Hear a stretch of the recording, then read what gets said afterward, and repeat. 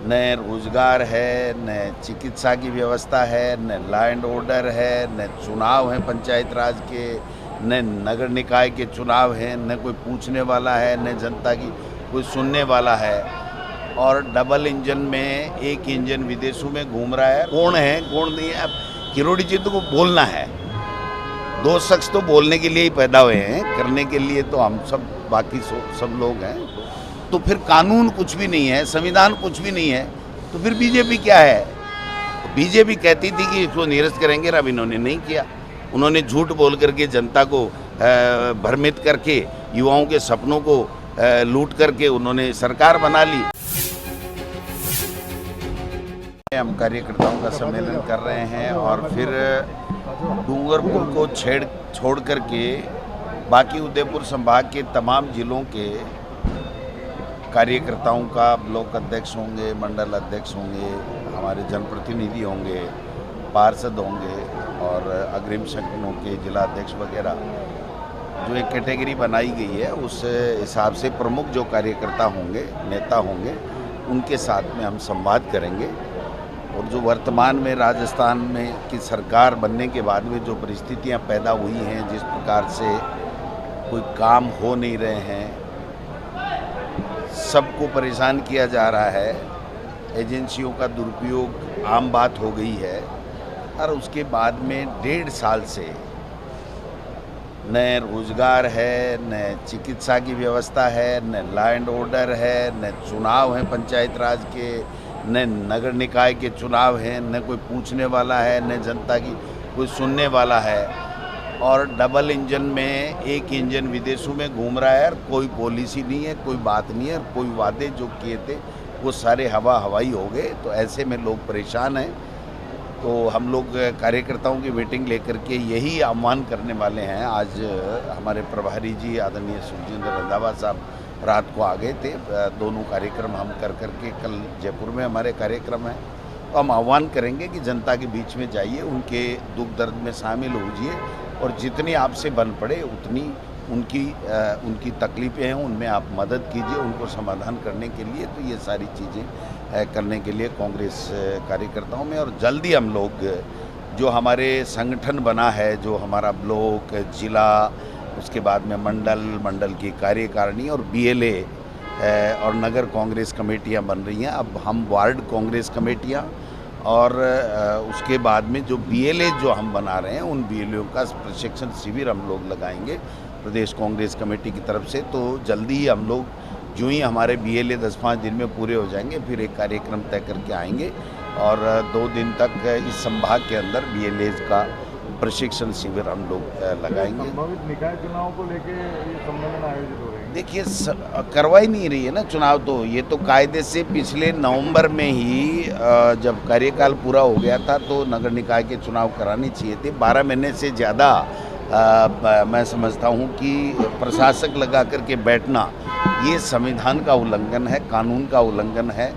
और पता नहीं है सरकार क्या करना चाहती है। 1 स्टेट 1 इलेक्शन का एक दिन उसमें अभिभाषण में या बजट में उन्होंने नाम बोल दिया, उसके बाद में कहीं कोई इस तरह की पॉलिसी, इस तरह का कोई कानून, इस तरह की कोई विधानसभा में कोई चर्चा इस तरह की हुई नहीं। भाई आप कुंडली मार के बैठ जाओ कि हम तो चुनाव नहीं कराएंगे, जब सारे चुनाव हो जाएंगे उसके बाद में कराएं, तो ये 1 स्टेट 1 इलेक्शन नहीं है। क्या देश के चुनाव भी ऐसे ही कराना चाहते हैं? 1 नेशन 1 इलेक्शन की जो बात कर रहे हैं, क्या इसी तरीके से कराना चाहते हैं कि चुनाव कराओ ही मत, राष्ट्रपति शासन लगा दो और जब लास्ट का कोई चुनाव हो उसके साथ में सारे चुनाव करा दो? जब महाराष्ट्र और हरियाणा का 2 स्टेट का एक साथ ये चुनाव नहीं करा सकते तो क्या देश का क्या चुनाव कराएंगे? और अब तो हद ही हो गई, जब वोटर लिस्ट को लेकर के पूरे देश का मतदाता चिंतित हो गया, सभी विपक्षी पार्टियां चिंतित हो गई कि वोटर लिस्ट में भी घपला करने की बातें सामने आ रही हैं। तो मैं समझता हूं कि ये एक तरीके से सारी संस्थाएं जो इस देश की प्रीमियर संस्थाएं हैं, उनके ऊपर भारतीय जनता पार्टी ने और RSS ने कब्जा करके अपनी मनमर्जी से उनको चलाना चाहते हैं। ये देश के लिए खतरनाक है, ये लोकतंत्र के लिए खतरनाक है। ये सारी चीज़ें हम लोग करें। हटा दो उनको, कोई हाथ कोई थोड़ी पकड़ रखा है आपने। भाई गलत कोई लगा है तो औरों को भी हटा रहे हैं तो उनको भी हटा दो। कौन है कौन नहीं है, अब किरोड़ी जी को बोलना है। दो शख्स तो बोलने के लिए ही पैदा हुए हैं, करने के लिए तो हम सब बाकी सब लोग हैं। दो उनको बोलने की छूट दे रखी है सब। वो कौन से सेक्शन आप सबको पता है, ठीक है। सब वो कह रहे हैं कि मैं डॉक्टर हूँ, ऑपरेशन कर लूँगा। हैं वो कह रहे हैं कि मैं डॉक्टर हूँ, ऑपरेशन कर लूँगा। अभी तक तो भजनलाल जी के लिए लगे हुए हैं, कर नहीं पाए। अब देखते हैं कब कर पाएंगे। जो देरी हो रही है उसमें क्या लगता कांग्रेस और बीजेपी के फायदे की बात नहीं है, ये संविधान का उल्लंघन है, ये प्रजातंत्र का मखौल है। आप बताओ कि भरतपुर का जिला प्रमुख 1.5 साल से क्यों नहीं बना, क्यों जाकर के खुद सरकार जाकर के कोर्ट में स्टे लेकर के आ रही है।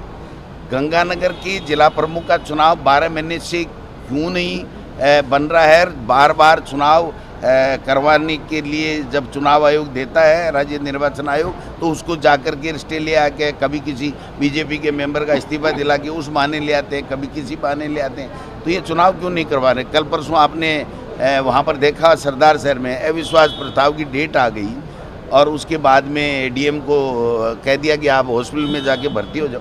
तो ये आप सब लोगों को, हम सब लोगों को सोचना पड़ेगा कि ये इस तरीके से प्रजातंत्र लोकतंत्र को ख़त्म करना जा रहे हैं। संविधान को मानते नहीं, इनकी मर्जी आएगी तब तो करेंगे और मर्जी आए तब नहीं करेंगे।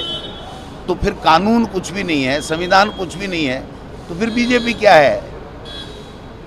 ये सवाल लोगों के सोचने। हनुमान बेनीवाल के घर का बिजली कनेक्शन काटा है, उसके बाद उनके जो आवास है, आवास को खाली कराने के निर्देश दिए गए सरकार। अब भाई वो तो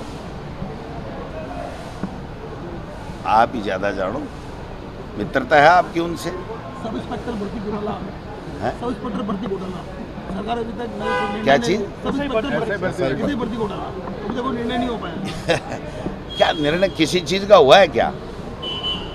जो बजरी चोरी का आरोप मंत्री लगाए जिस सरकार पे कि हमारी सरकार में 8 करोड़ की प्रतिदिन बजरी चोरी हो रही है, उसका कोई निर्णय हुआ?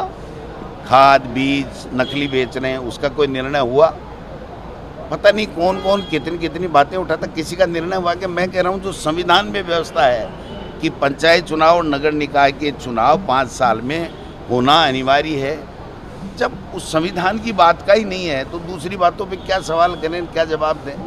ऐसे भर्ती पे कांग्रेस ने पैसा जमीनी स्तर पर कुछ किया है क्या? सोशल मीडिया पर ही कांग्रेस एक्टिविटी की है। नहीं, क्या करना चाहिए था आप बताओ। बेनीवाल लगातार प्रदर्शन कर रहे हैं, अच्छी बात है ना, वो भी एमपी है, चुनाव आ तो करना चाहिए ना। उसको रोक सकते हैं क्या हम प्रदर्शन करने के लिए? आपको क्या लगता है क्या करना चाहिए? कांग्रेस ने नहीं, क्या करना चाहिए कि सारी भर्तियां निरस्त कर दो? यूँ निरस्त नहीं, कांग्रेस ने कुछ प्रदर्शन किया। कांग्रेस ने तो भर्ती की थी ना, ये भर्ती कांग्रेस ने की थी, बीजेपी ने थोड़ी की है भर्ती। बीजेपी कहती थी कि इसको निरस्त करेंगे, अब इन्होंने नहीं किया। उन्होंने झूठ बोल करके जनता को भ्रमित करके, युवाओं के सपनों को लूट करके उन्होंने सरकार बना ली और अब मुकर गए। तो उनको जवाब देना चाहिए ना, हम काहे का जवाब दें? बताओ, हमने तो भर्ती की थी, हमने रीट की 60,000 की भर्ती की थी, हमने एसआई की भर्ती की थी। इन्होंने झूठ बोला था कि ये भर्तियां निरस्त होनी चाहिए और बच्चों के साथ में अन्याय हो गया है और हमारी सरकार आते ही हम भर्तियों को निरस्त कर देंगे। तो न तो नहीं करा पा रहे हैं, न वो निरस्त करा पा रहे हैं, तो फिर कर क्या रहे हैं बताओ आप? तो गहलोत साहब ने कुछ दिन पहले कहा था कि पता नहीं, तो मैं तो क्या देख सकता हूँ, उन जितना न तो मेरे पास अनुभव है, उन्होंने कोई इनपुट मिला होगा तो कहा होगा। अब मैं उस पर क्या टिप्पणी करूँ आप बताओ? मैं तो कहता हूँ ये 5 साल सरकार चलेगी और लोगों को तकलीफ़ें होंगी, क्योंकि इनके पास न कोई निर्णय करने की क्षमता है, न इनका विजन है, न इनके पास में कोई योजनाएं हैं।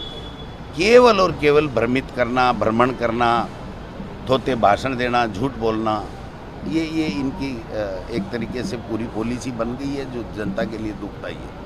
कर्नाटक में जिस ये धड़ल्ले से एकदम बुलेट ट्रेन की तरह चल रही है, मज़े से दोबारा और बनेगी।